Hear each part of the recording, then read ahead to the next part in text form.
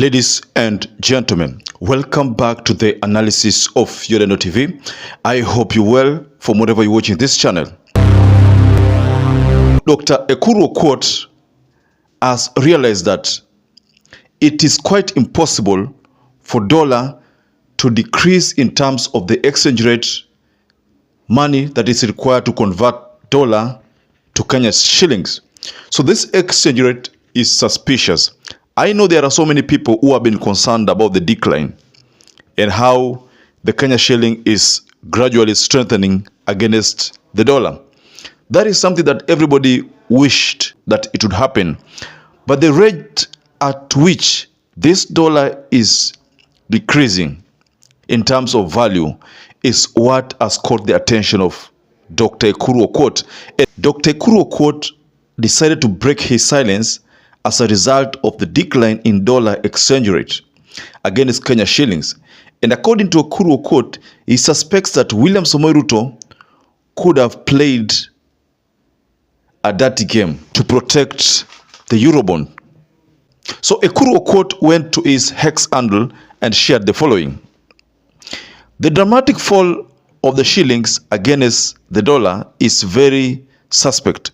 We have no war or emergency in Kenya to cause such a fall from 160 to 138. I am not a financial expert either, but since I don't live in Jupiter, this is all a calculated move for purposes of the Eurobond. So that's what Dr. EKURU AUKOT said, the message he shared in his X handle. So I want us to go deeper into this tweet from Dr. EKURU AUKOT. But before you do that, please allow me to welcome you again to this analysis and encourage you to please support this channel by subscribing and giving this video a like. Mind you, if you subscribe and like, YouTube does the usual magic of sharing our video to people who are not part of our audience. And so let's go back to the sentiment that Dr. EKURU AUKOT has unleashed in his X handle. EKURU AUKOT believes that it could not have been possible that dollar just dropped from 168 to 148, 138 there in a span of less than a week. He doesn't buy the idea. I personally asked myself so many questions the moment I realized that dollar ilikuwa inashuka at a very high level.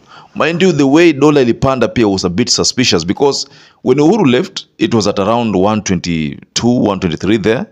Yeah, in fact, wakati huo ilikuwa tunalia, wanasema dollar iko juu. And then when William Ruto took over, dollar ikaanza kupanda. So it was a bit suspicious. So we were wondering, how comes dollar inapanda? You know, the reason why dollar ilipanda was well explained in how the prices of commodities zilikuwa affected. Mind you, it is not possible that the government can say that because of their G2G policy, the policy that was enabling them to buy oil in Kenya shilling, it is not possible that ati hiyo nimefanya dola ikashuka, because themselves, they went publicly and said that that G2G policy has failed, and as a result, they have written to the UAE country and sought for a revert on that policy. I mean, the idea was now to go back to the procurement via dollar because the issue of Kenya shilling was not working for them.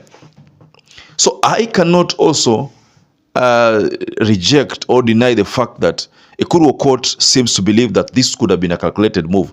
I think it could have been a calculated move. You know, William Ruto is very smart. Now that's something that we have to agree on. So he could have played a political game, a political mind game on the people of the Republic of Kenya by convincing them or creating an artificial problem on the dollar. And this, they decided to blame it on UHURU KENYATTA. UHURU KENYATTA took all the dollars. Someone wrote somewhere that this is a temporary experience, that hii dollar itaruka mpaka 200. Someone was projecting that. There's a time I was looking at some of these live televisions, live interviews, and then there was this member of parliament, Ruku, I think from Tarakaniti there, and then when he was asked to comment on the dollar issue, he said by April dollar itakuwa imefika kiwango fulani. So he was very sure. I mean, going by what he was saying, he was very sure that this dollar itashuka. You know, there's a time these people claimed that because of the Israel-Hamas war, because of the Ukraine-Russia war, that could be the reason why dollar ilikuwa inapanda at that high level. So someone asked, now that Ukraine-Russia war haijaisha and Israel-Hamas war, in fact, imeendelea, manake right now if you look at it, you find that I think even Iran ni kama wameingilia in a way. There's the issue of the Hezbollah. If you've been following, kuna hii issue of Hezbollah Israel attack, because now Israel is being attacked and they are saying that the only time they will cease attacking Israel is when Israel ceases attacking Hamas. So that means there's an escalation in war. There is also this problem of suspicion between America and Iran, the tension there.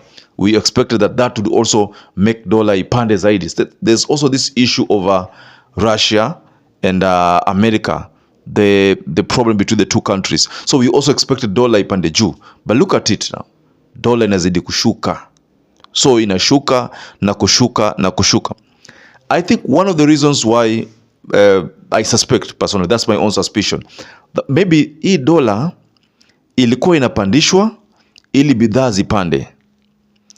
Wakati bidhaa zinapanda, wewe utaambiwa kwamba unaona dola imepanda, bidhaa zinapanda. Because in Kenya, to be honest, wakati bidhaa zimepanda, vitu hazishuki chini tena.